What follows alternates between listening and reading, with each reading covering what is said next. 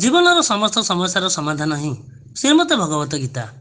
ଜୀବନ ଜୀଇବାର ସୂତ୍ର ସକଳ କର୍ମର ନିୟନ୍ତକ ଶ୍ରୀକୃଷ୍ଣଙ୍କ ମୁଖ ନିଃସୃତ ବାଣୀ ଗୀତା।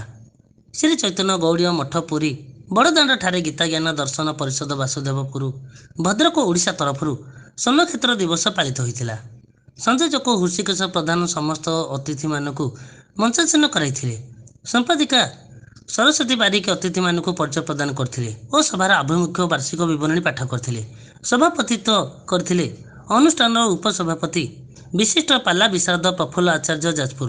ମୁଖ୍ୟ ଅତିଥି ଭାବେ ପଣ୍ଡିତ ପ୍ରମୋଦ କୁମାର ପଣ୍ଡା କଟକ, ମୁଖ୍ୟ ବକ୍ତା ଭାବେ ପଣ୍ଡିତ ଶରତ ଚନ୍ଦ୍ର ପଣ୍ଡା ଗଞ୍ଜାମ, ସମ୍ମାନିତ ଅତିଥି ପଣ୍ଡିତ କାଶୀନାଥ ପାଣିଗ୍ରାହୀ, ସମ୍ମାନିତ ବକ୍ତା ଡାକ୍ତର ନବକିଶୋର ଶତପଥୀ ଭୁବନେଶ୍ୱର, ସମ୍ମାନିତ ବକ୍ତା କମଳିନୀ ପାଣିଗ୍ରାହୀ ଓ ଜୟନ୍ତୀ ପତି ପ୍ରମୁଖ ଯୋଗଦାନ କରି ଶ୍ରୀମଦ ଭଗବତ ଗୀତାର ତତ୍ତ୍ୱ ଓ ଏହାର ଜୀବନ ଉପରେ ପ୍ରଭାବ ଉପରେ ଆଲୋଚନା ହୋଇଥିଲା।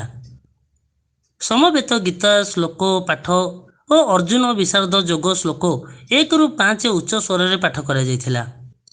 ବିଭିନ୍ନ ଜିଲ୍ଲାରୁ ଶତାଧିକ ଶ୍ରଦ୍ଧାଳୁ ଭକ୍ତ ଓ ପିଲାମାନେ ଉପସ୍ଥିତ ରହି ଗୀତା ଶ୍ଲୋକକୁ ଆବୃତ୍ତି କରିଥିଲେ।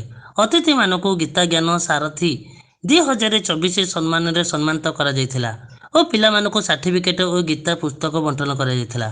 ପ୍ରମୋଦ କୁମାର ପାଢ଼ୀ ସମସ୍ତଙ୍କୁ ଧନ୍ୟବାଦ ଦେବା ସଙ୍ଗେ ଆରତୀ ଓ ପରେ ସଭାକୁ ବିରତି ସଭାପତି ପ୍ରଫୁଲ୍ଲ ଆଚାର୍ଯ୍ୟ ଦେଇଥିଲେ।